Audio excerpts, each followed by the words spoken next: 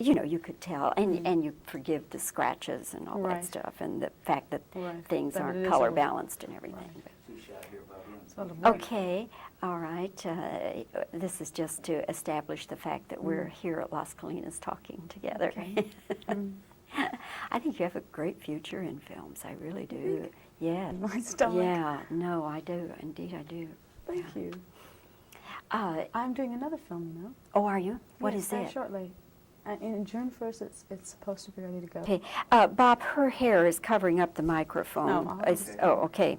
Never Too Young to Die for Warner's. And who else will be in it? God, please don't ask me. Oh, that's okay. That's all I'm not right. sure of his name, but he plays Blackie on General Hospital. Have you seen Blackie on General Hospital? No, but I can probably find out. find out. I don't know the soaps. I don't know from the soaps, okay, but I can find out. Okay, but you'll be the star. You'll have star billing. Okay. All right, Bob, we're rolling, are we? Rolling. Okay. Well, Vanity, how very nice to meet you. It's a pleasure. And first of all, I know that this is the thing. Everybody knows that you go by Vanity, but do you ever reveal your real name? Yes, I do reveal my real name. It is Denise Matthews. But nobody really uses it besides my parents and my mother, my sisters. 'Cause it sounds really nice when they say it too. It kind of brings me back to old times, I suppose. And when my friends say it, they say it very naturally. So I even forget that, I do have this other name, Vanity. Did you select Vanity? No, Prince gave me the name Vanity. And was there a reason, or he just pulled it out of something? I think that he probably summed up myself and probably a little bit about himself. I think there's probably some vein in everybody, but I don't think he gave it to me for the reason that, it's, at least my friends don't think so. That makes me feel better. But I do like the name because it's old. It gives it that old glamorous feeling for some reason. And just to have the name Vanity. When I first was given it, I thought, God, I have to live up to this name, It wasn't something you could really just take in all at once. And so I think probably in the last year I feel that, it's a good feeling. It's my name, and I feel like it's me now. And when I see Vanity, I see it as this dream I once had, and maybe this is another reason that he picked it. I have this dream of making, I've seen it, it's an Art Deco piece, and it's very, very big. It's 7 feet. It's mint green and white. It's so incredibly beautiful. And you see your name that way? No. Yeah, I see my name. When I see it, that's what when I think of Vanity, I think of Vanity. I have so many clothes. If you spent the day with me, I have so many clothes and so many trinkets and pretty little things, very feminine little things. And I dream of my closets, my vanity, to be that way, pictured that way, and then just closets and closets of clothes. Sounds good to me. Doesn't sound good to every lady, huh? Right, I see nothing wrong with that. Vanity, let's talk about your role in this movie. Yes. When you went to first talk with them about the movie, how did Berry Gordy describe it to you, or whoever? Well, Suzanne DePass brought me the role. I met her in a restaurant at Morton's in Los Angeles, and she'd sent somebody over to say that she has a script for me and will I read it.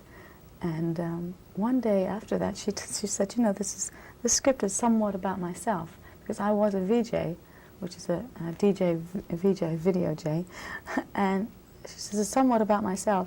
And when I saw you across the room in the restaurant, I knew that you were going to play me. And I saw some pictures of her, and actually she does quite look like me. Yeah, and then she brought me to Berry Gordy. Then she brought me to Berry Gordy because I told her I'm no longer with Vanity 6 with the rest of the girls, and I have a solo career. And she said, well, let me introduce you to Berry. So that's how it kind of took off. When she saw you, did she know you were Vanity? Yes. Oh, yeah. She knew I was Vanity. Yeah. A lot more people know me these days. It's really kind of grand. It is. I like the feeling. Yeah, you don't get in this business to be an unknown, do you? Yes. No, you certainly don't. Tell me about the number now, Seventh Heaven, which is a wonderful Heaven. specialty number. Seventh Heaven is a song that I wrote. Seven, the number 7, I was saying to my girlfriend Sharon last night, God, that's always, I can't remember when it hasn't been my favorite number, the number 7. I don't know why. And astrological signs, and if you read up on that, I think it's number 4, but I refuse to believe it's number 4. It's always been number 7. I've always had good luck with that number. So I chose Seventh Heaven because it sounds so lovely on the lips, on the sound of it when I was writing it. And it's a place where you go that you just feel great. And when I was filming it and I was dancing it, all the eyes in the room were on me, and I felt so powerful at that time that I knew that creation of Seventh Heaven, the place that I had seen it as, because they'd called the club Neverland, and I said, God, let's think of a new name, because it needs something really spectacular, something that hasn't been done before. And actually, Seventh Heaven had been done before in Art Deco days. I probably did that song myself. Well, it's a wonderful number. It's one of the best moments. It's heaven. Yes. I think you have a tremendous future in films, and I'll tell you why. Thank you. You don't have that much acting experience, but you're a natural. But more than that, you have a presence and a contact with the camera, and that's what film acting is all about. And you do that just beautifully. Now, I'm wondering, a lot of it has to be natural, but I'm wondering also if you picked up a little bit of that technique of presence from being around Prince. Oh, yes, absolutely. We spent so much time together on the road, 9 months, but then previous to that, I was modeling for quite some years. I won't reveal. I started very young, about 15, and I think a lot of it, I look in the camera, and I like the camera, you know? And if you like the camera, I'm sure you know this yourself, it likes you back. So I think that's the feeling that, I like to move with the camera and just, I don't know, make it my own. And I hope I just get better at it, because I don't think I'm that great, that good. I want to be a great actress. I really do. I said it when I was young. I said, I don't want to be a good actress. I want to be a great actress. I want to be remembered, you know, along with the Jean Harlow's and the Elizabeth Taylor's, and that's really what I want to do. I want people to remember me. Was there ever any talk about you doing Purple Rain? Oh, yes, absolutely. The film was taken around Prince and I and Morris Day. Everything is not true about Purple Rain, but the fantasy is there of what it was. And I had quite a lot to do with it, along with Morris and Prince. Prince had the most, but we wrote a lot of the dialogue. I don't know what has been changed, because I have not seen the film. Why didn't you do the role of the girl then? Because I had this dream of mine to do Wild Animal. I needed to write songs by myself. And I had this dream like he had his dream, Purple Rain, which is a beautiful dream that I'm so proud of him. Well, I had the same type of dream, but as an album.